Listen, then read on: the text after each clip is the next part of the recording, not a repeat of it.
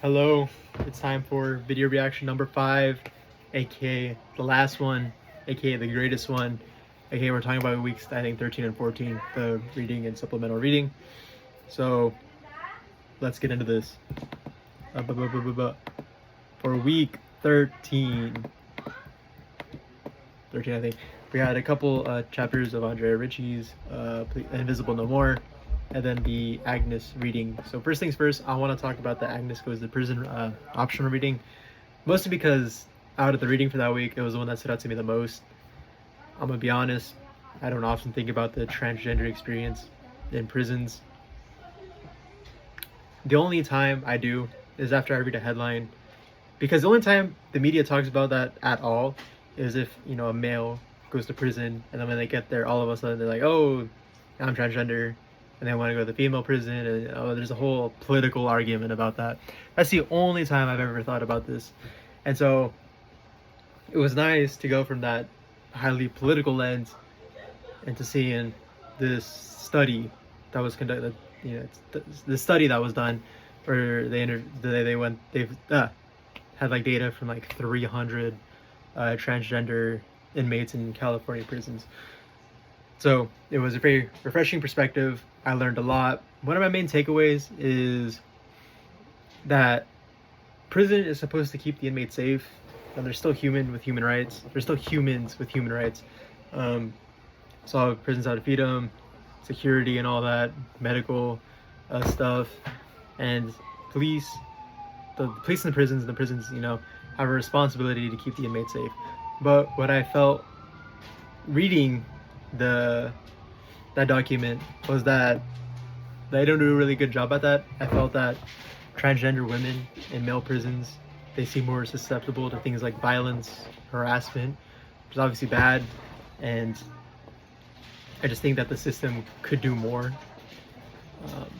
in protecting those individuals in the prison system, especially because they're such a minority when it comes to the system.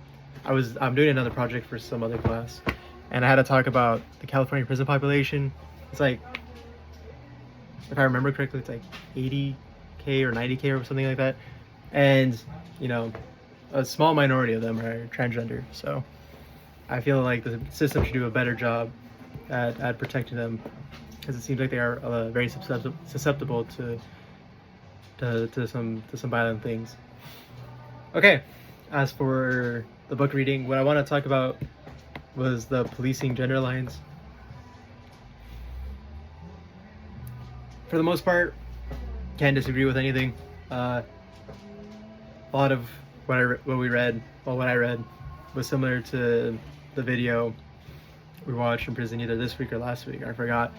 But because we're just talking about transgenders, how police target them based on how they dress, because they're not dressed the way society expects them to dress, or, you know, the way they go against gender norms.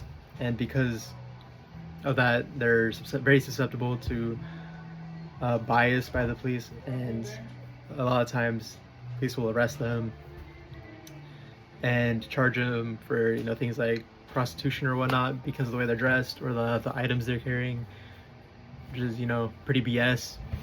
And it's something in the system that's not really talked about, how like that form of bias. Now, and I know for these videos I try to be candid, and I gotta voice my opinion and whatnot. The reading for that chapter made a lot of sense. The only thing I was kind of about was the section where it talks about how there was a hurricane, I believe. I didn't write the notes for this, so I think I'm going off my head, but there's a hurricane, and there was a transgender individual who was at the hurricane shelter, and they used the bathroom that wasn't the bathroom that aligns with their sex, that was, you know, designated at birth, and they got arrested. And the book talks about this, and talks about how transgenders face this discrimination when it comes to bathrooms, because even if you identify as a female but you look masculine, people hate on you, And obviously, you know, if you're a male, if you're assigned male at birth and you're transgender woman, and you use, you know, a female bathroom, people will hate on that. So for a lot of people, the issue is actually really deep, because for many people, you know, there's no winning. You know, transgender women, if they go in the male bathroom, they might, you know, not quite be accepted because of the way they look. Obviously, they go in the female bathroom, they might not be accepted. So, really big issue, and especially as some states make laws regarding that type of thing, it's a really layered issue, I think, and it's not one with an exact answer, you know. Other than the fact you could just be like, open up open up gender neutral bathrooms everywhere, but obviously not every place can do that. So how to fix that issue, I have no idea. So with that said, let's get on to this week's readings. Sorry for the pause there, but yeah, let's get into this week's readings.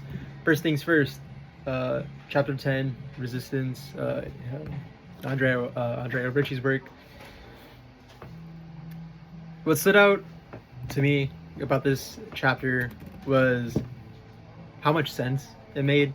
That often when you think about resistance, you think of the major protests, like one of the more recent ones, you know, the No Kings protest, and then all the BLM protests, you know, throughout the years.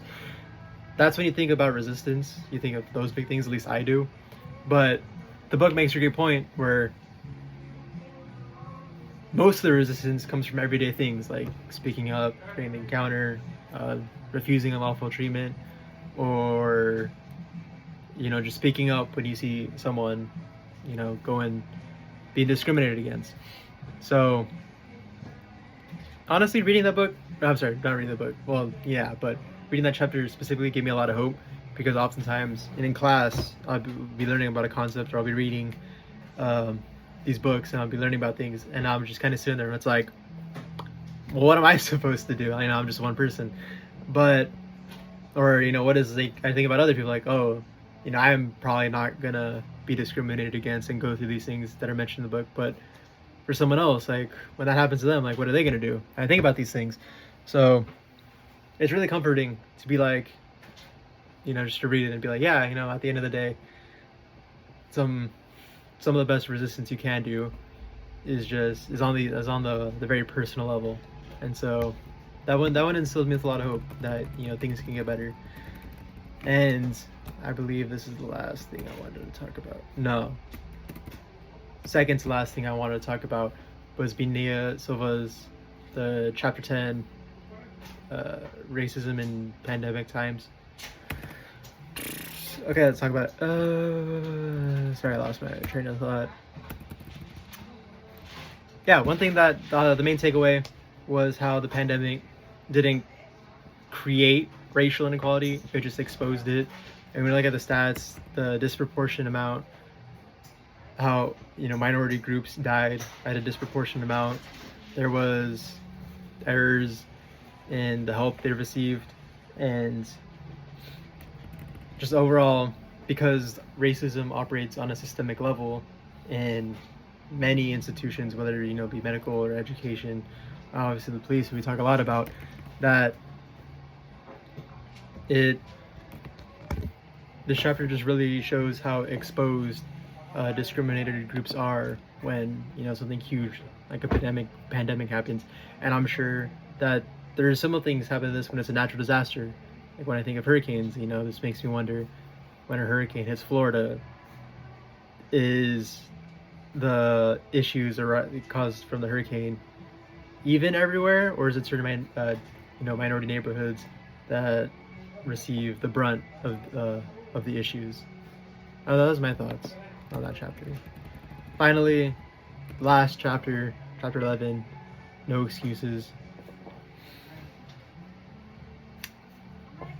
When I started this book, you get reading, you know, chapter 1, and it talks about colorblind racism, I'm gonna be honest, I was skeptical.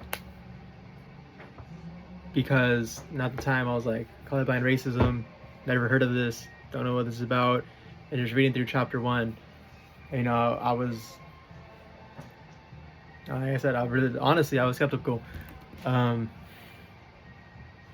didn't think the book would do a good job at making me see the other side. I didn't think the book would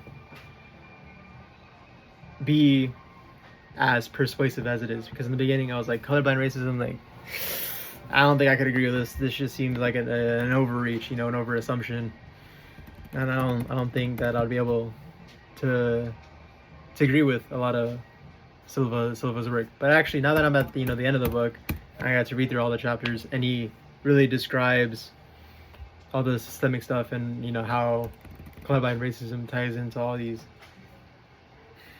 ways that, like, just how life goes. It was really eye-opening. And so I think the final messaging of the book, how you can't deny systemic racism, how you can't deny that colorblind racism exists, just made me kind of step back and think to myself at the beginning of the year, where I was like, yeah, I don't really agree with this. Or now it's like, yeah, I fully agree with what he's talked about, and he's done a great job throughout the chapters of convincing me to see from his perspective and to understand where he comes from. And with that, it's the end. Yeah, later.